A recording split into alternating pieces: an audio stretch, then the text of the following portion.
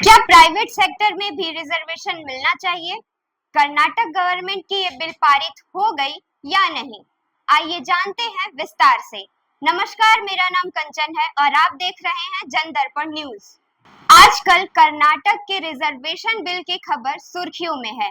पहले government sector में तो रिजर्वेशन मिलता ही था, पर कर्नाटक गवर्नमेंट अब प्राइवेट सेक्टर में भी रिजर्वेशन लाना चाहती है।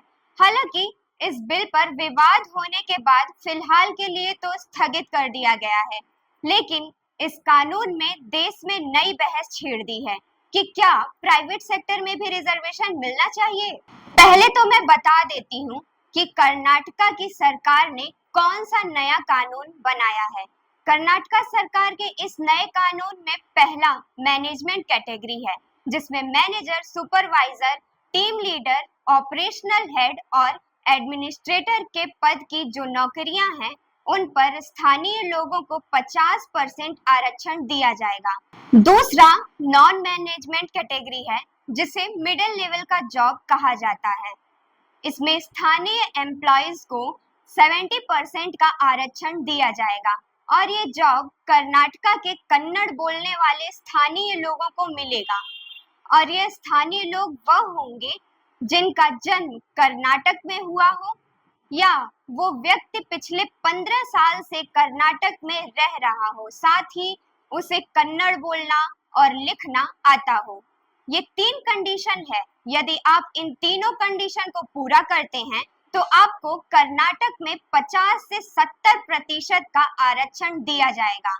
साथ ही अगर किसी व्यक्ति के पास कन्नड़ के सेकेंडरी स्कूल का प्रमाण पत्र नहीं है तो उसे सरकार द्वारा आयोजित परीक्षा पास करनी होगी। और इससे भी बड़ी बात ये है कि किसी स्पेशल सीट के लिए योग्य एम्प्लॉय नहीं मिल रहे हैं तो मैनेजमेंट कैटेगरी में 25% आरक्षण और नॉन मैनेजमेंट कैटेगरी में 50% आरक्षण दिया जा सकता है। और इस तरह कर्नाटक सरकार अपने ही स्थानीय लोगों को नौकरियां देने के लिए बाध्य हो जाती है। कांग्रेस सरकार इसे लेकर ये दावा कर रही है कि हम संविधान को बचाना चाहते हैं, लेकिन ये कैसा बचाना हुआ? आपको बता दें, संविधान के अनुच्छेद 19 के भाग 1 में स्पष्ट लिखा गया है, देश के किसी भी हिस्से में रहने, बसने या कोई भी रोजगार करने की स्वतंत्रता है। कोई भी भाषा या किसी भी प्रकार का भेदभाव नहीं कर सकता। अब कर्नाटका इंडिया से अलग तो है नहीं कि संविधान कहीं लागू हो जाए, कहीं ना लागू हो, लेकिन अगर ये बिल पारित हो गया तो देश में कोई भी लोग कर्नाटक में जाकर नौकरी नहीं कर पाएंगे।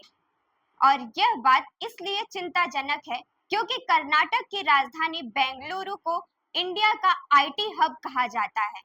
आपको बता दें, सिर्फ अकेले बेंगलुरु में 67,000 आईटी कंपनी है, जहां लोगों को उनकी काबिलियत के हिसाब से रखा जाता है, चाहे वह गुजराती, मराठी, मलयालम, कन्नड़, हिंदी या कोई भी भाषा बोले।